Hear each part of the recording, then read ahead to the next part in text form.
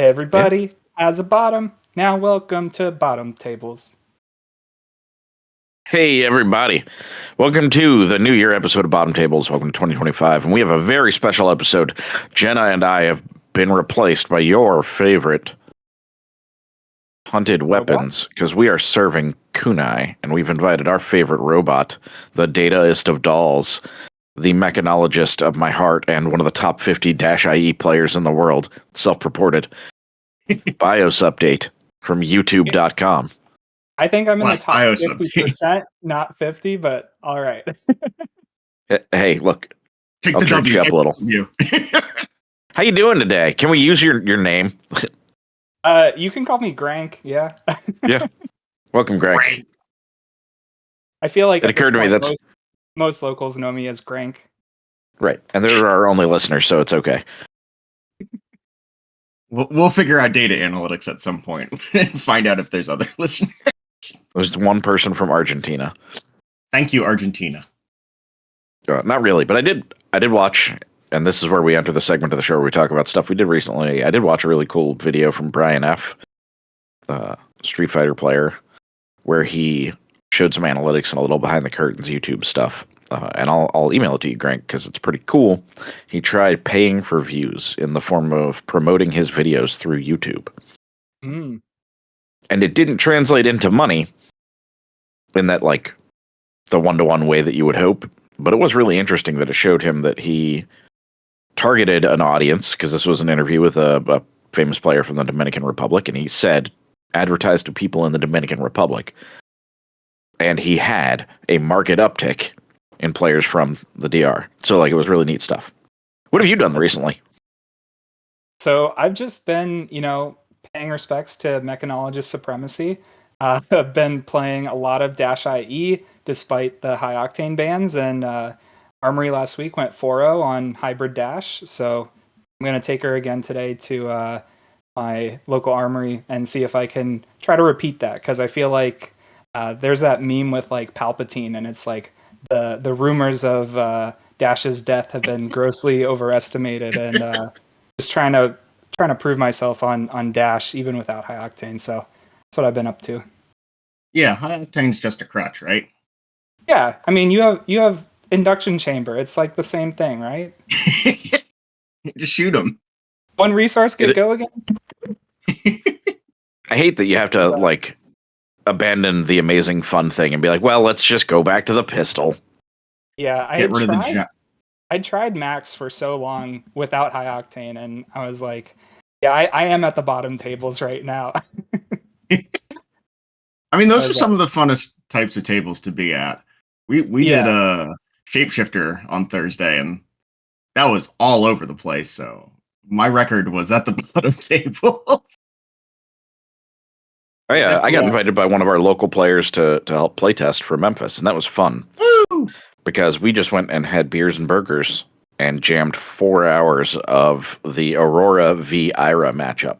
And you may say, Bill, you're not an Aurora specialist. No, I play a lot of Acilio, and it turns out that like 50% of the cards are the same. So I more or less know what to do. Like, I could play it at a competent enough level, it would help him improve at the matchup. And over the 4 hours, we got some real good improvements and narrowed his Ira deck down a lot to be better into Aurora. That said, now I want to play Aurora. You're getting called over to the Runeblade side. The whole time I was just sitting there like, why am I not playing this? Oh my god, she's amazing.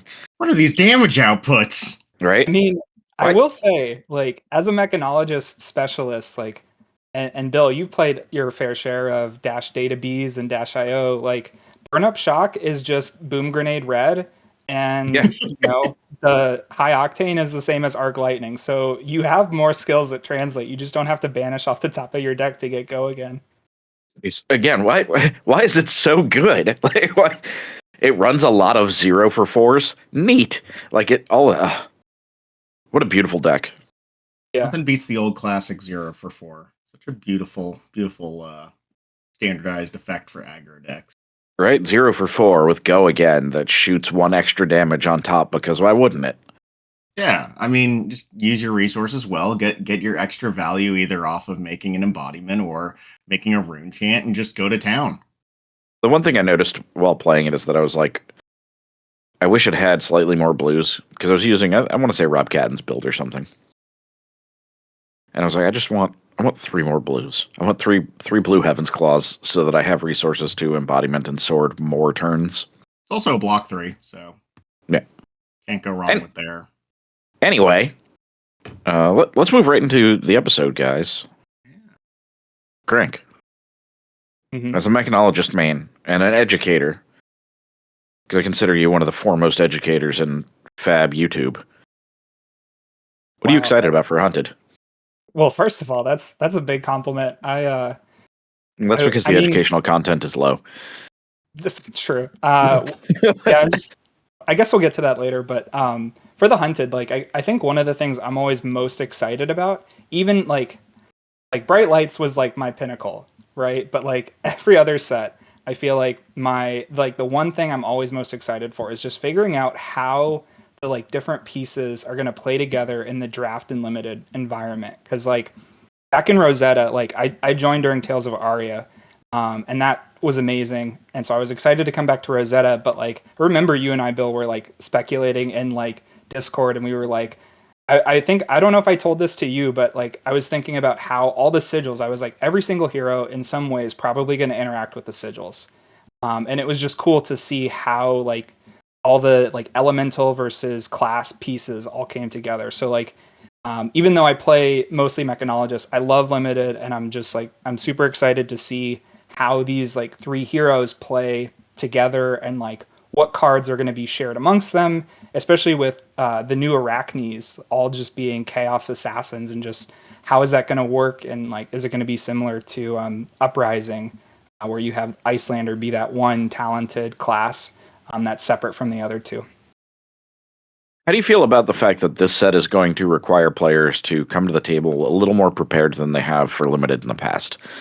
Because you're going to need, if you want to play Arachne, your stack of Arachne tokens.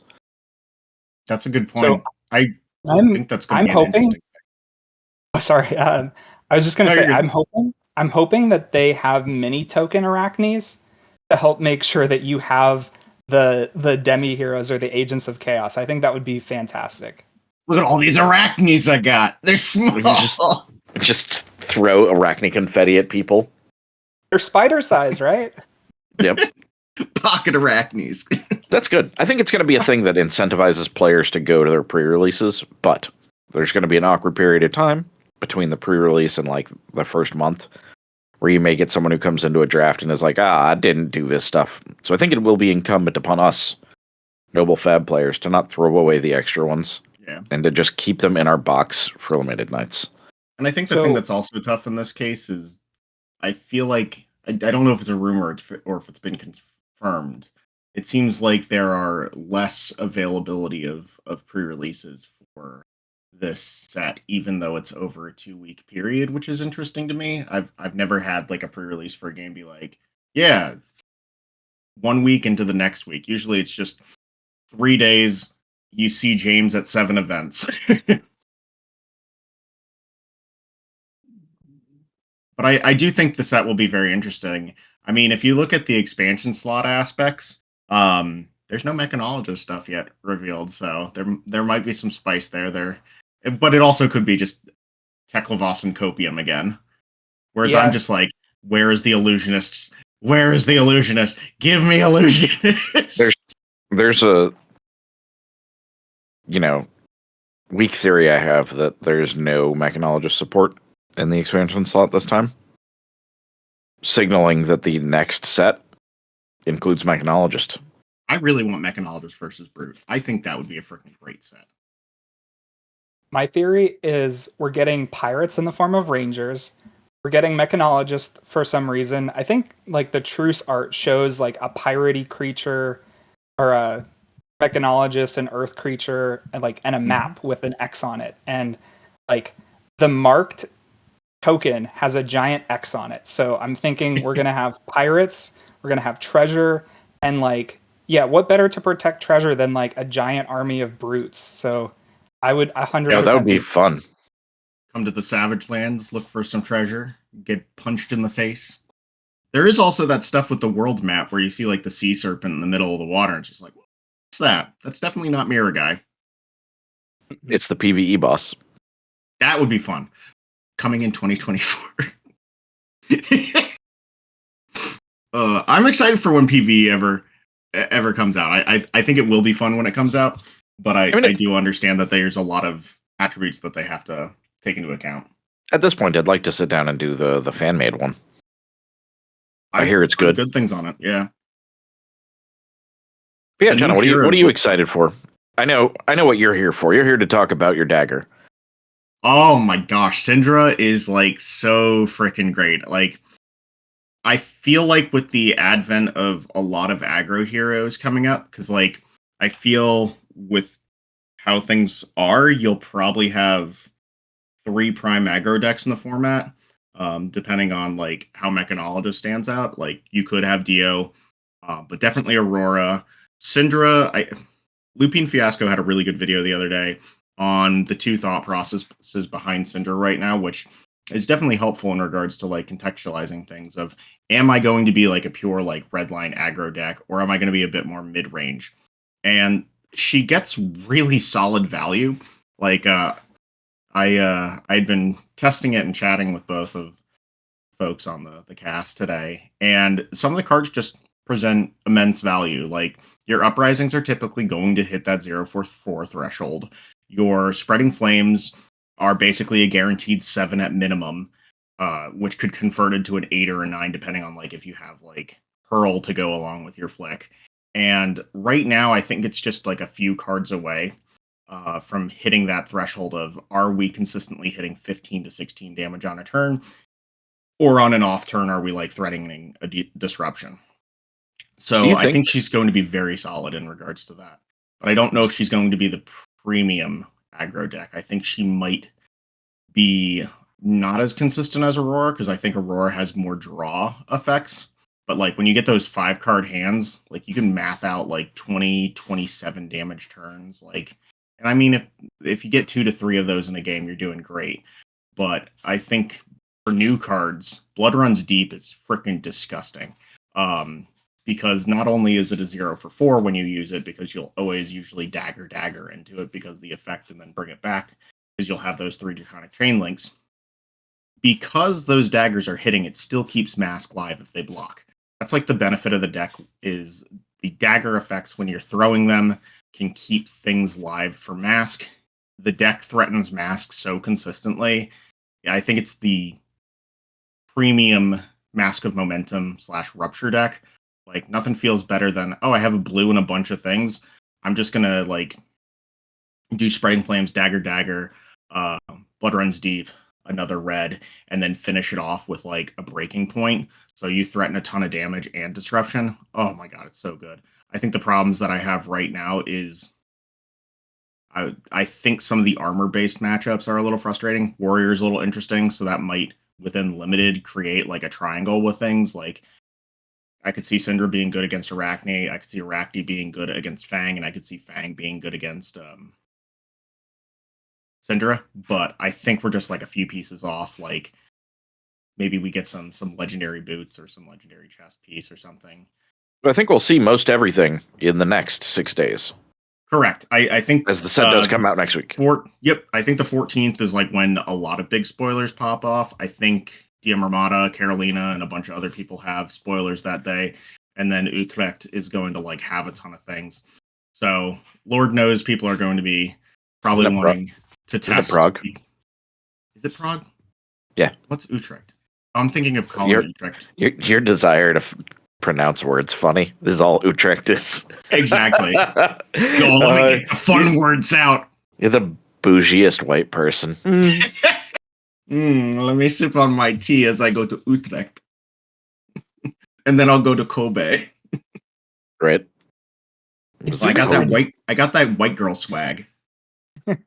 I like your point, Jenna, about the mask threatening. I think you'll have to play around her a lot differently because she is so fine to flick her daggers. Like It may even be that like you need to block one of the kunais, like the second one, to just reset it. But even if you do, she can still flick the other one at you, which just makes Exactly.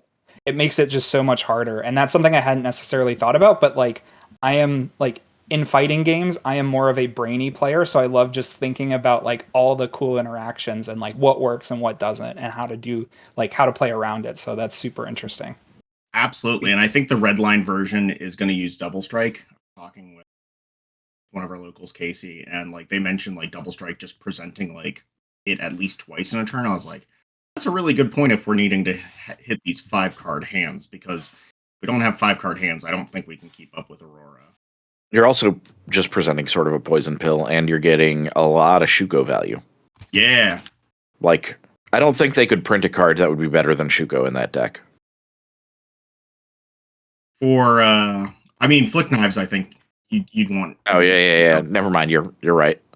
You sort of need flick knives to turn on the engine. Yeah, I'm tempted about Shuko just because of block value, but like even if we're doing that for like the illusionist matchup to get the unpreventable effect, I still think you're just presenting enough damage to interweave like damage points. The one that I'm really interested to see, and I'll rely on your guys' feedback and thoughts on it so far, is Arachne, because there is the chaotic element of like, is this the most consistent thing? And we look at the heroes, and they are very consistent in regards to the build. But historically, every time that we've gotten a new talent, it's busted. It is busted out the ass, at least in one way or another. Whether it's going to be Arachne or some other chaos hero that comes along and takes that stuff. But like, you look at Monarch, go to light, oh my god, OG Prism just ate people alive, because how does Guardian deal with Kodachis? The chain, just explosive power. You get to tails, everything's gone. Like, I don't think truly we know enough to know if it's busted yet. I think the very few cards we've seen are interesting, and that's it. Like, I wouldn't call Spurlocked a game-crushing card. Game-crushing player, but... Yeah, I think one of the things that's interesting to me is like when looking at the Agents of Chaos, the all have similar effects when you're discarding a card. And to me, that's probably one way that they're going to make the Chaos talent more consistent. Is like you have these discard effects, they're always going to pump an attack by 3. But the question is, what's the extra effect going to be? Right. And it's also with you discarding so much stuff, is there going to be synergy outside of like Codex of Frailty? I mean, Codex is already an amazing card, but like, I'm interested to see what, like, if we get like a generic Chaos legendary, or if it's like an assassin legendary. I'm very interested in the legendaries. I think from like what people are speculating that we'll probably get like Chaos Fable, because it feels like very on brand with how they approach things. I would love a location one for Folklore, but that's Jenna objectives. But do you guys have any thoughts on potential card effects or like legendaries that you'd hope for? I would like to see a Chaos legendary, only because it confirms that Chaos will be a class or a talent explored outside of Arachne. Amen.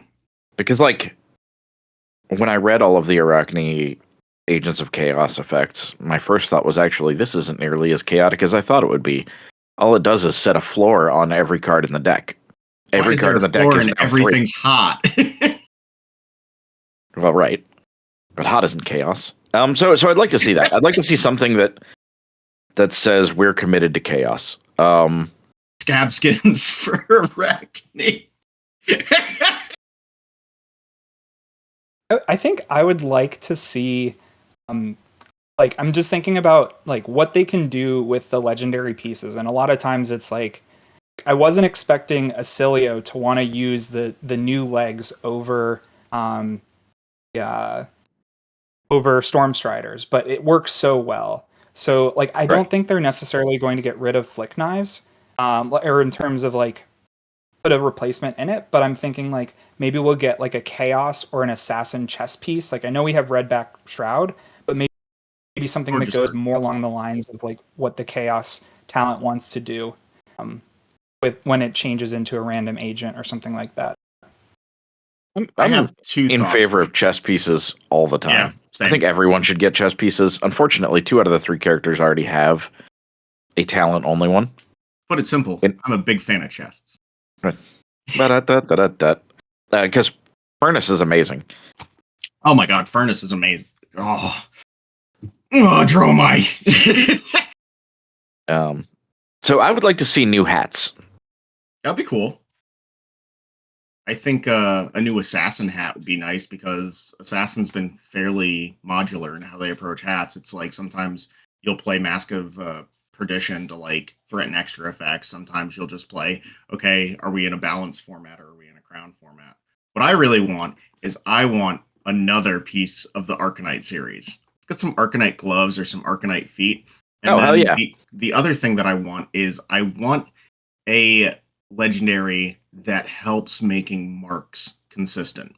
Because I don't think the dagger that we have for Arachne is very consistent. I think it's more of a draft card. And so far we've gotten nothing to help Fealty. And I think Fealty as an engine for like Fang is basically going to be like, look at all the fealties I got. I'm going to go ham. What are the chances that these are actually just draft mechanics and that we're not going to interface with any of them meaningfully in CC? Be a little That's sad, to be honest. I thought they said something about like it might not be this set, but in one of the next couple of draft sets, they said like macros are going to play a huge role in how these heroes play in the draft format. So would not be surprised to see like a macro that just fixes or adds so much depth to what these heroes can do. That'd be dope. I really like the macro mechanic. I think they handled it so well in Rosetta, and that's not just coming from someone who's a fan of meeps as a creature. Yeah. I think it phenomenally works in that set, and it gives you a lot of versatility on how to use it. You can use it to filter early on, or you can basically use it as a Zen state later on. Yeah, I really liked the Sanctuary, and I liked getting a cold foil one. I thought it was nice.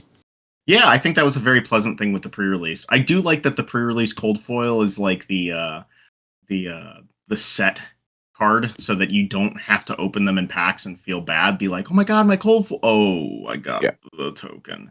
I got one of them at Limited the other week, and I was like happy about it because A, it's a cold foil, and B, I can kind of use it for like organizing binders if I do stuff like that down the line. But I think it's nice just as a collection piece and not so much as, hey, I bought this $90 box and my cold foil is potentially even worse than equipment because I can't play it. Definitely. We know I'm going to Memphis and experiencing all of the power of the hunt on release weekend, but what are you guys doing in the first quarter of the year? Frank, I'll let you go first on this one. Well, before I get into what I'm doing, I just want to make a dumb joke in honor of the bottom tables. But I'm not surprised Bill's going to Memphis, Tennessee, because he's the only 10 I see. But editor's note: I'll make little blushies on my dagger here. But yeah, so for the first quarter of the year, I'm not able to go to the first weekend of the Hunted pre-release, but I will be going to the release weekend events. So I'm excited about that. And I mean, really, it kind of just depends on what mechanologist support we get.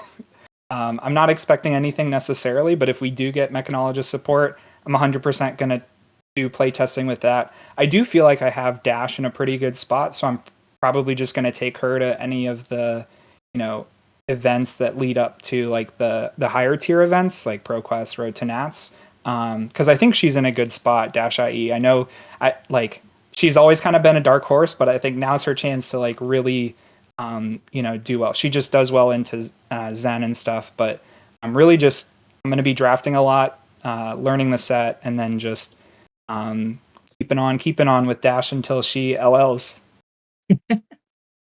I mean, that's right. We do have the Road to Nats season coming up. And they did spoil the information on it the other day, which is nice. I do like that the winners playmat. It's one of the 7 Arachne ones, so there's some variability to it as well. Right. and Mhm. that just feels very in flavor with it. It is still sad to see like rainbow foil heroes for top eighting. It feel like I remember back in the day, you'd be like, oh my god, get a cold foil top eighting, and now it's just like I got a rainbow foil. I'm happy, but I'm like I need top four or better to really get a huge amount out of it. So we only have 4 of them upcoming in the area. I think we're doing better than a lot of places. Yeah, I'll probably go to all of them. I want to try and go for back to backs. I don't know if it's possible, but your girl's gonna put in the time and effort for it. I'm gonna try to judge one because Charles, who normally does the events at games and stuff, blessed human, was like, I would kind of like to play, and I was like, I will take over for you. That is okay. And I know somebody's gonna have to track down Mr. Portillo for that playmat. I know he's quite excited for the merchant playmat as the merchant man himself. Yeah. Look, if I do end up doing it and no one else sells it to him, I'll just straight up give it to him. I don't give a shit. Oh, Andy's the homie. Yeah. I'm excited for the upcoming stuff. Obviously, I'm going to go to a few pre-releases. I'm going to a Friday night one, and then I'm going to a Saturday one, and then Sunday I'll probably just hang out with the kiddies. And then I'll probably do some release weekend stuff as well, just depending on my schedule. But big stuff for me down the line is depending on end of year bonuses and stuff. I might go and play in GP Kobe. Excited for it. GP. What do you get at? End of the Oh call. yeah, calling. I'm so used to magic terms for back in the day. Yeah, you're so used to a thing that you haven't played competitively for several years. What is wrong? You're an old person, Mom. Yeah, I pulled my shoulder blade the other day. Of course, I'm an old person. Yeah, that's just some. Oh, your Nintendo's nice, Billy. Yeah, exactly. Oh yeah, everything's it's a, GP. Nintendo. Jesus so Christ. I'm hoping to go to calling Kobe. Because I want to upgrade some stuff to Japanese, and I have some close friends that live in Japan that I try to see every few years. It's nice to catch up with some of my friends, the people that play Fab, and then just some of my friends that are like 50-year-old Japanese women and men that are just really family friends and stuff. So hopefully I'll get to go back to the country. I enjoyed it a lot last time, but this time I can do a little bit more card things since I'll be close to Osaka. Maybe go to Hiroshima and stuff. But I'm excited about RTNs as well. Depending on the format and how aggro is. If aggro is really rough, I probably not play Enigma because Aurora into Enigma is bad enough. Like somehow I can do it in Swiss, but not in top 8. So like if Syndra is very streamlined and I get enough reps on her, I'll probably do that. If not, we might be back to Prism mathing, but I think I want to get 100 games in with Syndra before I like bring her to like a full event. How about you, Bill? What are you doing? Right now I'm just doing Memphis, and then I got the 3 RTNs, and that's kind of it up until London. Good old London. Yep, I'm looking at the calendar. Maybe I try to sneak in Battle-hardened Charlotte because it's close enough to drive. Oh yeah, that's not too bad. I mean, after driving to Tampa, all right, anything's close enough. Yeah, that was a fun drive though. That was a freaking blast of an event. It was. I'm disappointed that I've put so much effort into practicing Acilio only to be like I'm going to play Aurora, but I think it's making smart decisions on what you think will do best for you, especially if you're wanting to try and convert. I think Acilio is very good, but I think there's some things that the Aurora style package of Lightning just does better. Right, and I think that's important to. And I'm going to use this as a segue into some of the things you wanted to talk about. Determine what you want to get out of your gaming. And typically, I want to get something meme-oriented out of my gaming, but in my heart right now, I would like to get a little bit of performance out of it. No, I 100% get it. And I'll take the time to thank Crank for all the videos they've put out recently on like performance and approaching the game and growing as a player. Like phenomenal videos. If you haven't checked them out, I'll have a link in the video. But I think figuring out what stage you're at as a player and trying to adapt to it is really important to allow for getting better. Like when I go into a game, like I'm here to have fun. I did 40 hours of work this week. I'm here to have fun. But at the same time, like this is the first game that's really driven that competitive side of me to like do better. Whereas Magic and other games were like, sweet, we're going to vendors and doing stuff like that. Where do we go from here? So the thought process that I have is do well, put in the time and effort, and just have a fun time because there's a lot of great homies in the game. I think someone on Blue Sky mentioned it best that it's not boring to death. You're friends with all of the stuff that you're talking about, and going crazy about. It's them enjoying it as well, and that experience. The most fun part of doing an episode where we don't have our faces is that I can keep talking shit about you in the Discord chat. Yeah, I'm seeing you can't that. You can see it. They can't see me being the mischievous gremlin I'm accusing you of being. I am 100% a gremlin that doesn't know how to stay on track. My cats are gremlins as well, so they get it from their mother. Well, yeah, Grant, let's peel back the onion, right? We know that you're a top 10 -IE player in the world, possibly even Sam Sutherland's father. What? I wouldn't go that far, but I might be one of the few people still playing -IE. So maybe that does make me a top 10 current in the world. Talk about how you managed to get yourself there. And I know that that's, pretty broad, but you create content. So fill in the air for me. Yeah. So, I guess it kind of, I'll start out with my origin story because I feel like those are always interesting. And I know a lot of locals have probably heard it already, especially if they started before or around, Tales of Aria or Everfest. But like, I started the game and I saw this giant tanky Ice Earth Guardian named Oldhim, and I was like, I am absolutely playing this guy. I love just blocking out. Like I used to play like tanks and like MOBAs and things like that. And then I kept going to time, and I was like, this is miserable. I am swinging my hammer for 4, and my opponent is taking so long to think. And I never want to be the guy that's like, hey, we need to play faster. Let's keep the pace of the game, even though I know that that's important. And so I was like, what hero can consistently beat Oldhim? Because he was absolutely top of the meta, and Pistol Dash was the option. So, just fell in love with Dash. But like to kind of go back to the original question a little bit, it's kind of one of those things where, and I think this plays into thoughtful practice of like, the thing that I enjoy most about Dash is you can really play her in like so many different play styles. Like there's Wombat Dash, there's Turtle Dash, there's Tree Frog Dash, there's, too many animals to count. But got a cornucopia of a zoo up in this bitch.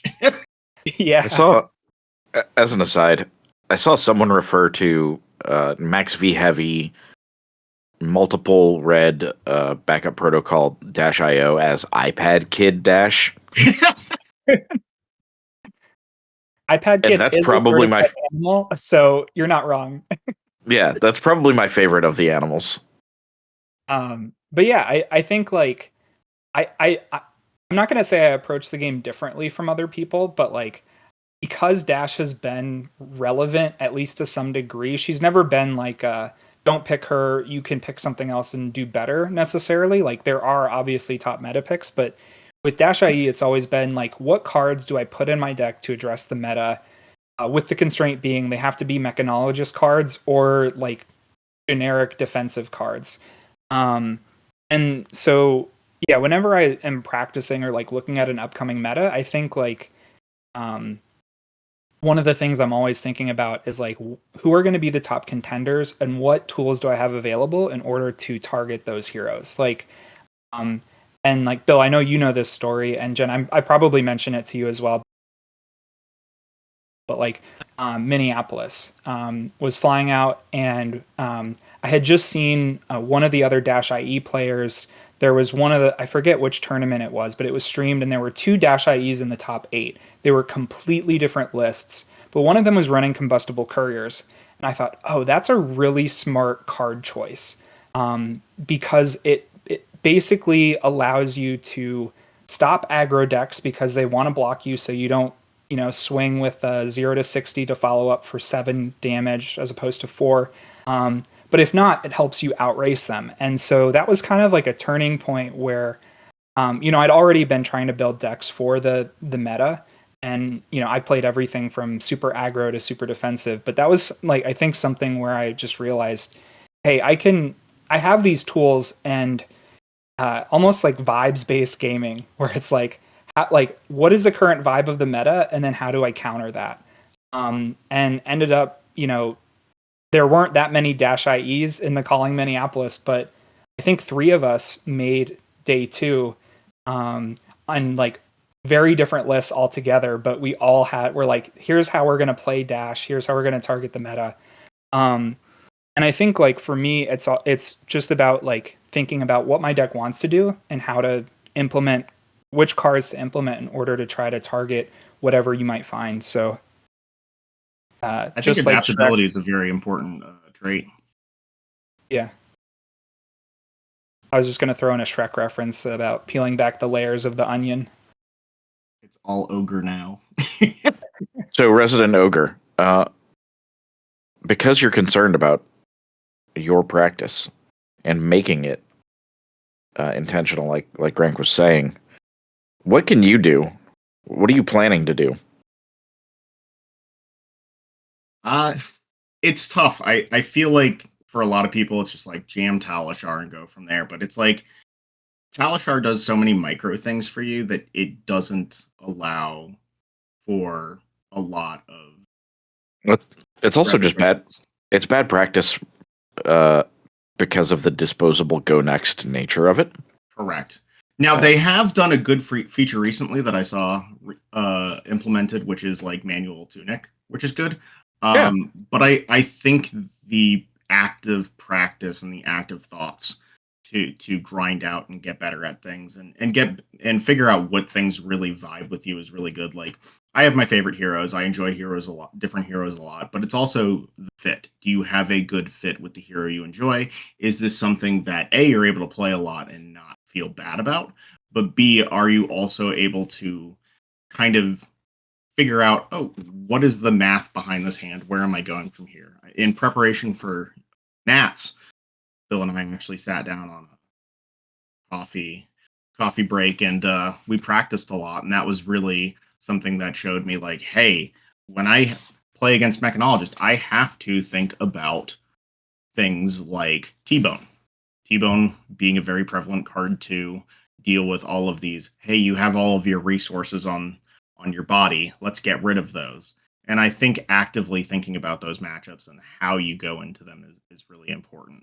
I think for me, I'm gonna have to put in the time and energy, the mental like effort to learn things outside of illusionist. Like if I want to play non-illusionist heroes, I've played non-illusionist heroes and I enjoy them, but like with how much I'm excited for Syndra, I really just want to get in the reps.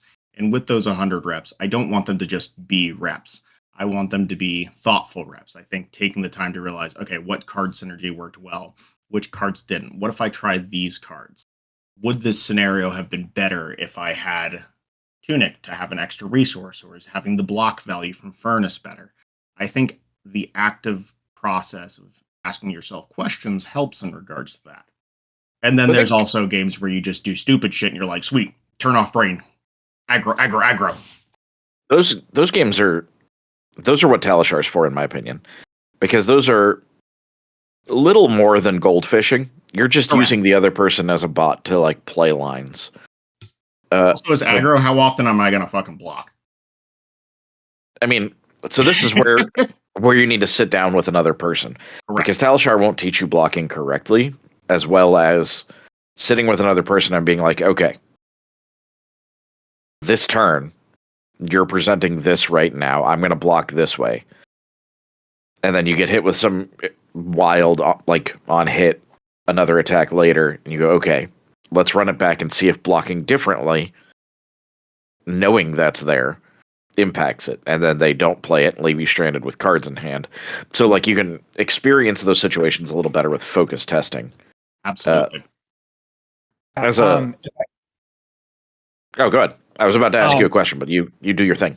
Oh yeah, I was just Grank's gonna Grank. I was just gonna say, like, one of the things that I had just like completely forgot about when talking about the calling Minneapolis was Andrew was playing new at Nats, and he and I were staying together. And the number one thing that I think helped me is new is a notoriously bad matchup for Dash. She helps you banish all your cards. She prevents you from being able to get out maximum velocity.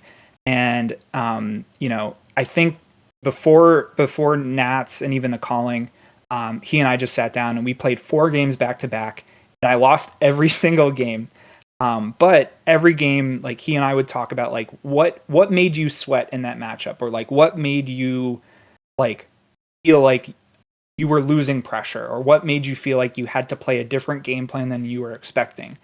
And my new matchup wasn't the best during the tournament, but there was a game where if I hadn't had those reps, I would not have beaten one of the news in my day 2. And I basically won with the last boosting the last card in my deck, breaking my Achilles, firing the last pistol shot.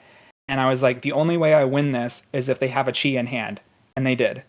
But the point is, like, if you're able to practice with like a local or a friend or someone who you can actually talk to before, during, after the games, and just like talk through, like, how would you feel if I had this card in my deck? Or how would you feel if I played, this line instead of that line? Like, even though, aggro decks typically just deal a lot of damage with fewer on hits, there's still things that you can do to try to mix it up and try to make them play differently. So, like, I do think, like, I personally am not the biggest fan of playing on Talishar for practice. I definitely prefer playing in person, but like Talishar obviously has its uses, and like just figuring out your ratios and like, do I have enough blues and things like that. But like 100% like thoughtful practice with a friend is probably the best way to improve from at least what I've seen.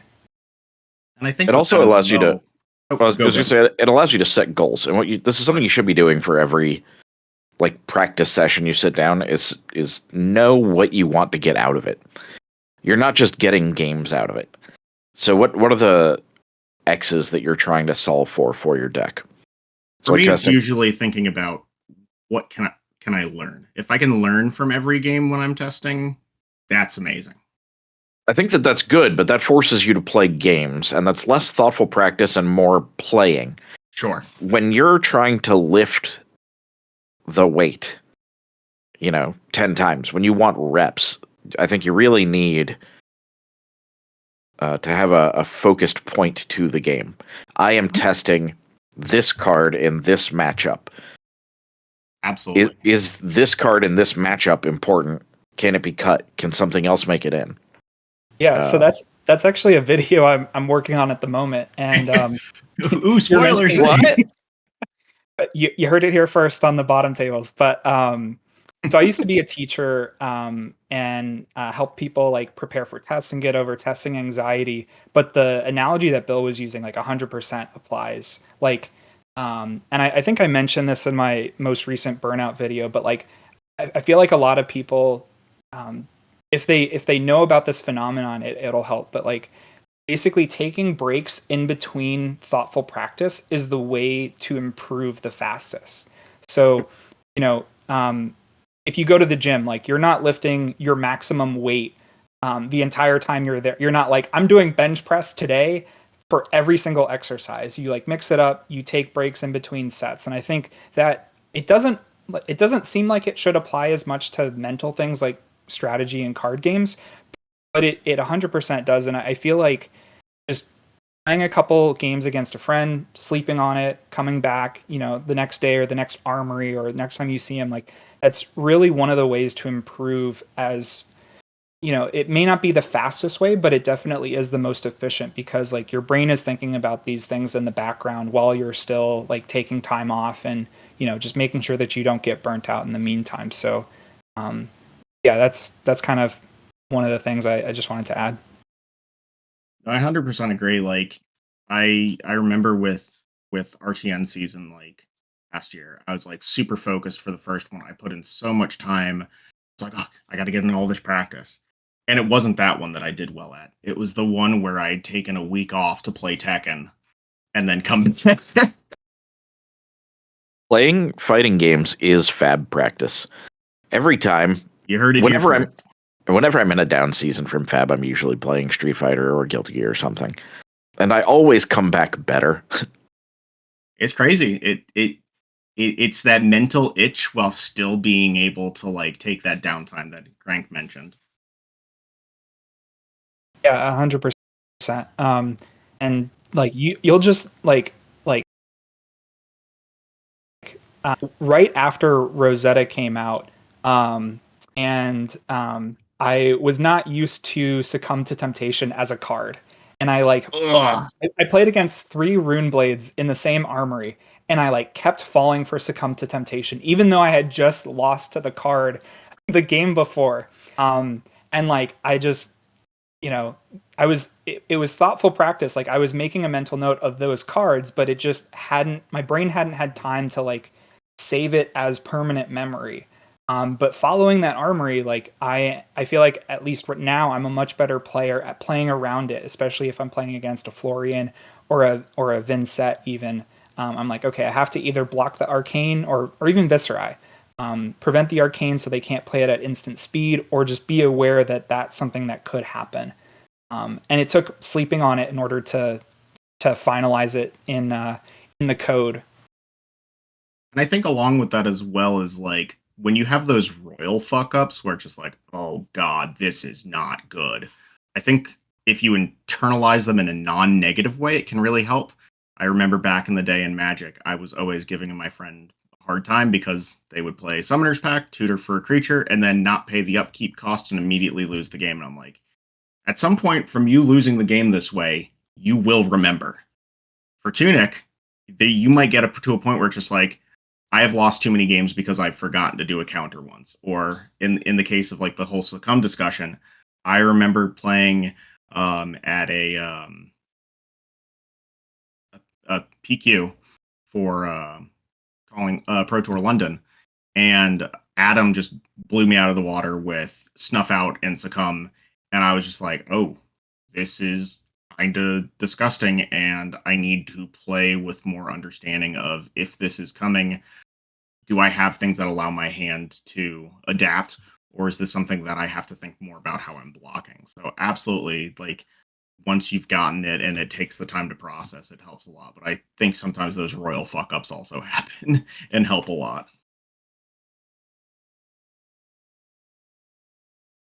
Yeah, for sure. And like I think it's also like just being gentle to yourself. Like even if you're losing, like I always take the mind of like Jade and Yuki from Yu-Gi-Oh! GX of like card game, we're here to have fun, and like, like I think you said it earlier, Jenna, like you're not losing if you're like learning something from every single game. And it's like you can be upset that you made the mistake, but like being upset, as long as that energy is channeled into like becoming a better player or like learning how to play around it, or even like changing up your sideboard plan to like not be as susceptible to what you just lost to, I think is really important.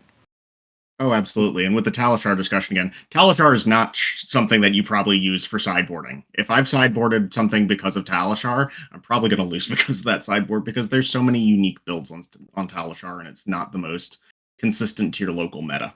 Right. Mm-hmm. I will say this also sort of reminds me of like another benefit of doing like little jam sessions with your friends like we did, or like Casey and I did.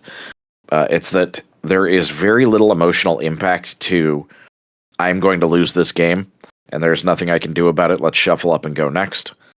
And your focus when you're doing things like that is not on winning and losing. Like Casey told me, he came into the day expecting to lose most of the games because it was a matchup that was bad for him, and he wanted to work on getting it from, an 80-20 to a 60-40. And that was just his goal, was to refine his deck enough that he had more of a chance in it. And then also to see the play patterns enough that he had more of a chance in it.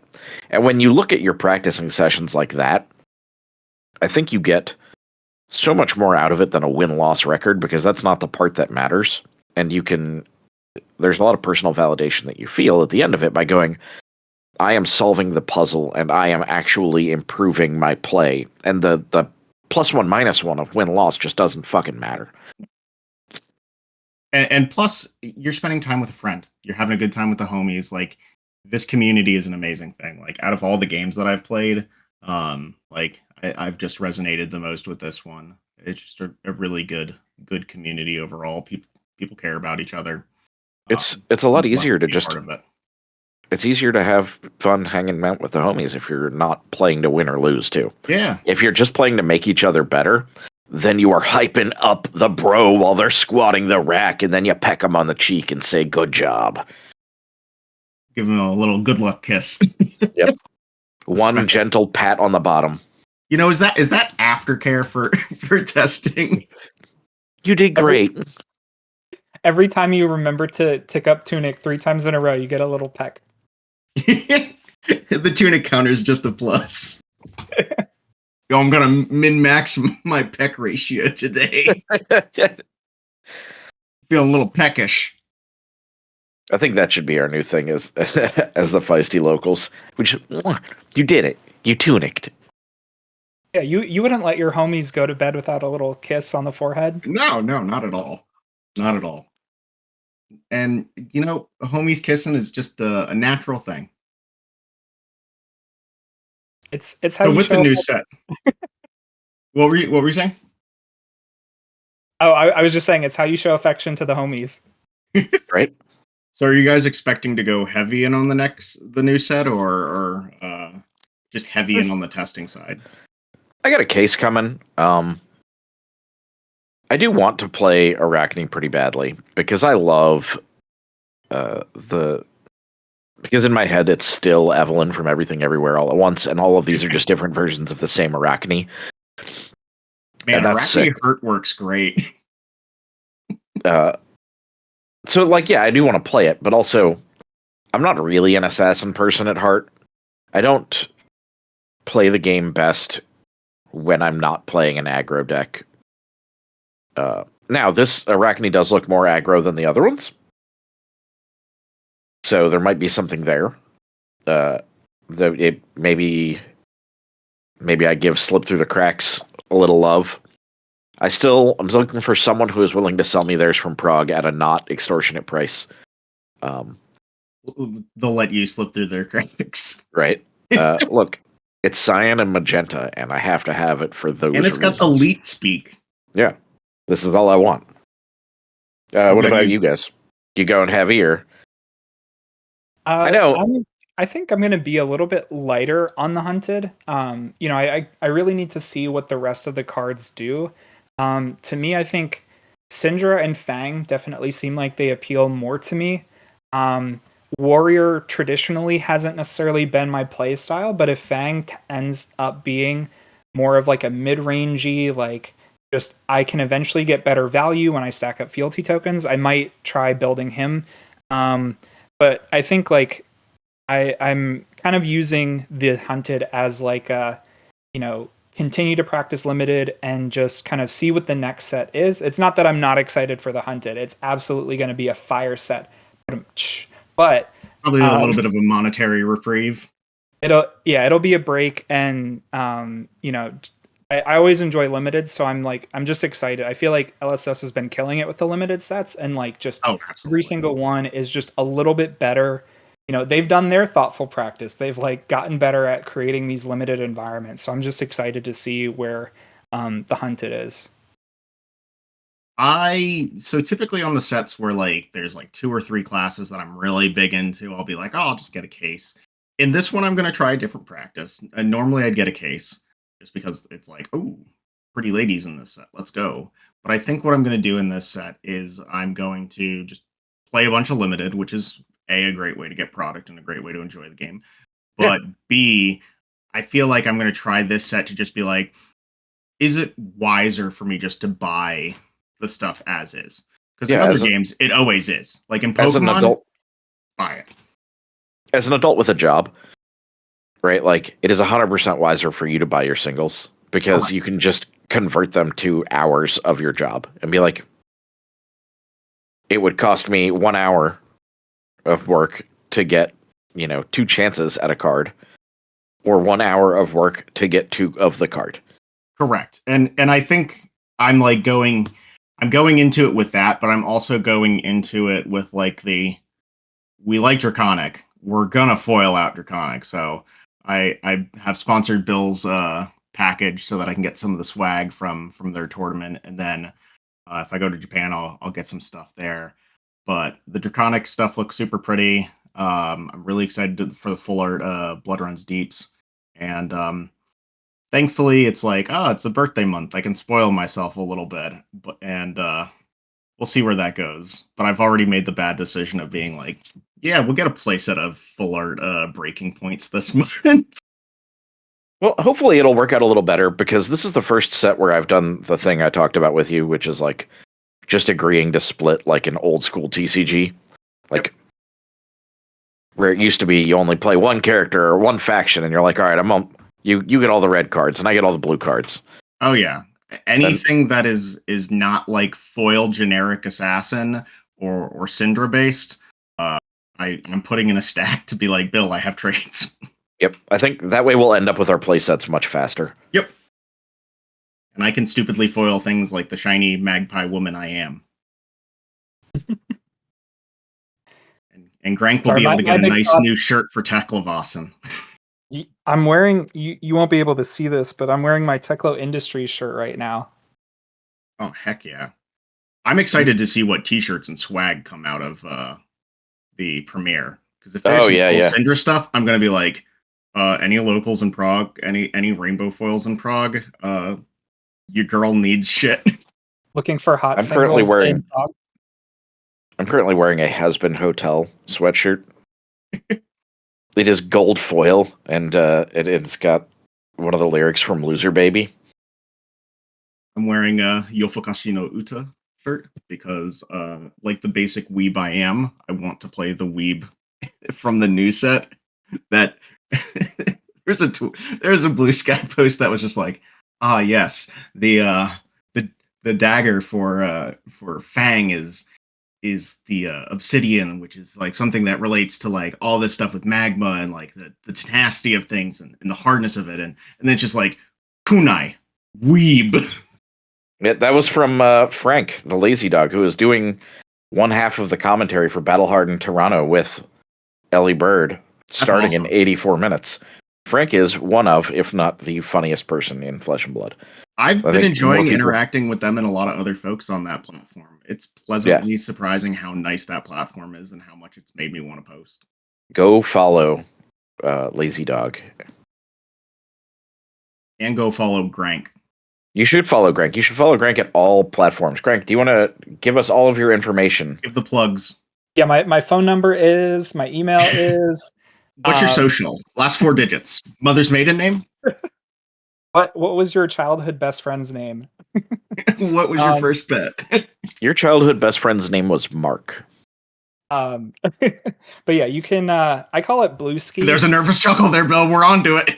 Oops. Yo, I can soul read everything about a astral projection. Wow. But yeah, anyway.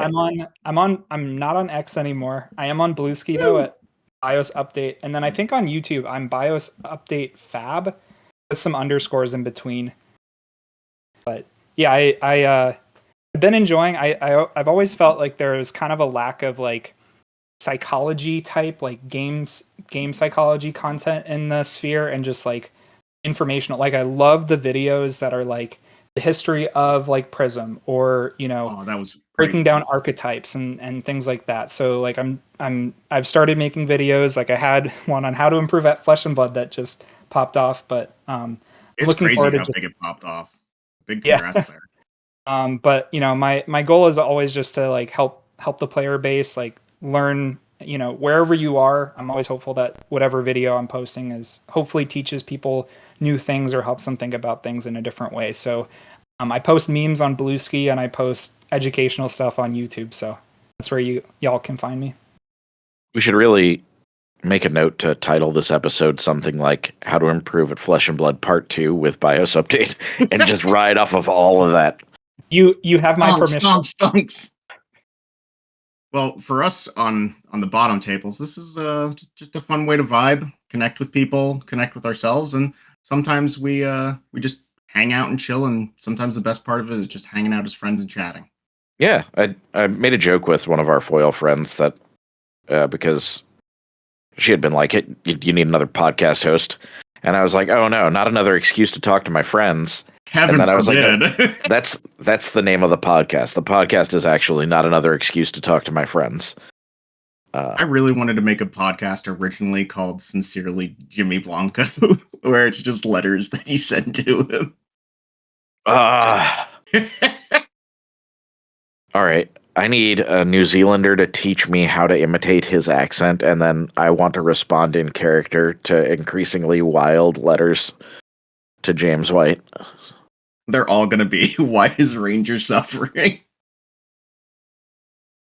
Well, it seems like we had a very productive day together. Once again, thank you for joining. Yeah, thank you both for being always here. Good to just vibe, and I hope that whoever watches this, it brings a smile to your face today, and that you have a good time. And for those that have been patiently waiting, we're getting content out. It just comes when we feel like the vibe is right, and when we feel like we have some fun stuff to talk about, because holidays are downtimes. But we're back in the roll of things. It's 2025, baby. New year, new cold foils, new 03 drops. We only want to bring you guys the best in small batch artisanal stupidity. And sometimes there may be things that we just feel aren't at our level of quality. And rather than posting them and subjecting you to them, we cry about them for weeks until Jenna says, let's just record something else, dumbass. So... And that's the best part is, like, fuck it, we do it live sometimes. It's like, we record something, maybe one of us or both of us just didn't feel like it vibed, and it's just like, fuck it, who cares? That's something for us, that's a fun conversation, and we had a good time. Yeah. So what are you most excited about, viewers? Leave a comment. Tell us about stuff. It's going to be Nick Mayak and probably Andy Portillo. But I want to see both of you guys. Grant, thank you for hanging out. Yeah, I've been a long-time listener, first-time caller, so it's been great being on the show. Oh, man. And don't forget to send us your social and your mother's maiden name later as a receipt of joining. Yeah, you can't. Are you really homies if you don't know their mother's maiden name? Like, come on. True. I mean, that's fair. I'll go ahead and give you mine. I hear the last 4 digits. Thank you for turning in for the most recent episode. Not last. That sounds so final. The NPR voice got a hold of me, and I was like, oh, we're ending it all today. Ken Jennings, obsessed with baseball and history. You know what I learned? I recently listened to the first Mistborn book, which, by the way, I get it now, Brandon Sanderson fans. But I learned he was college roommates with Ken Jennings. I'm like, that's lot. Fucking fun. That's a lot in one room. Yeah. Well, with that, we'll leave you for some more fun times down the line. Enjoy the hunted, and we'll see you on the flip side. Have a good time. Bye. Bye.